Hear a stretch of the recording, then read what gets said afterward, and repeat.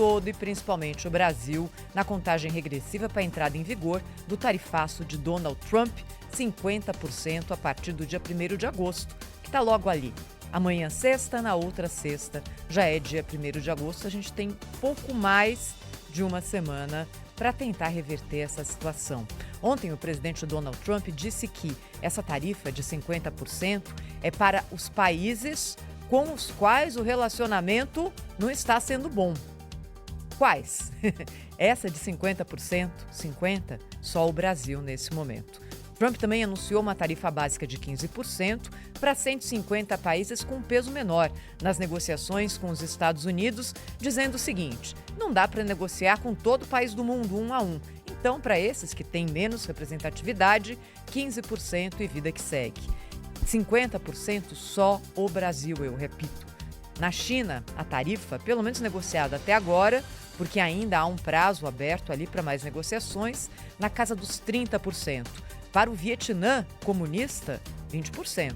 Para o Japão, grande exportador para os Estados Unidos, o acordo, divulgado ontem, 15%.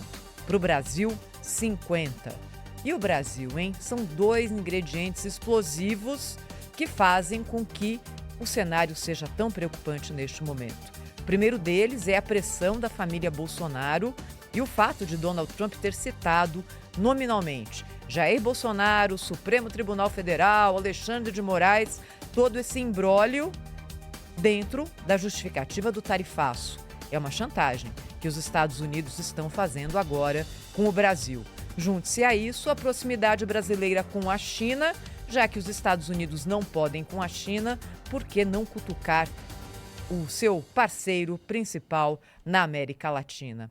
O ex-presidente Michel Temer falou a respeito desse assunto ontem e tenta colocar ali um pouco de água nessa fervura, fazer a gente enxergar que o momento é grave e que momentos graves requerem soluções ou pelo menos atitudes adultas e maduras. Vamos ouvir.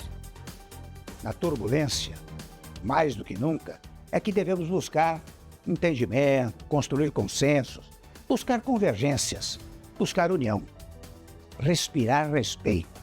É isso que mantém a democracia viva e um país soberano. E tudo isso deve começar dentro de casa, para depois atravessar fronteiras.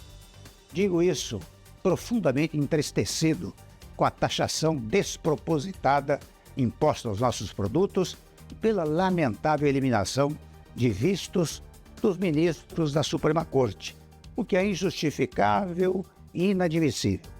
São inadequações que não se resolvem, contudo, com bravatas, com ameaças, com retruques, com agressões.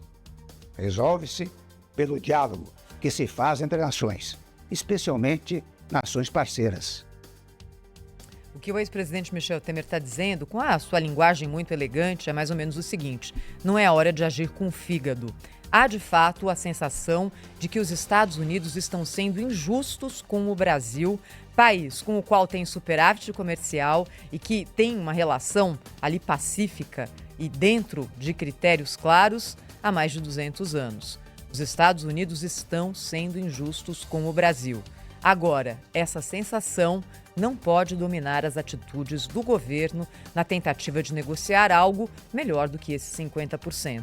Porque, no fim das contas, a gente está falando em empregos, em empresas que podem deixar de existir, em famílias, no crescimento ou no recuo da economia brasileira. O governo brasileiro já entendeu que uma revogação total desse tarifaço, voltar a ser o que era antes, não vai acontecer. Postergação, talvez, mas é muito difícil. Mudança pontual em alguns itens, com tarifas especiais para alguns itens da pauta de exportações, talvez, mas provavelmente não antes do dia 1º de agosto, ou seja, estamos mesmo aqui às vésperas da entrada em vigor dessa decisão. O Japão, que ontem anunciou um acordo com os Estados Unidos, passou meses negociando. Meses. E o Brasil não conseguiu ainda nem abrir as negociações. Ninguém atende. Porta fechada.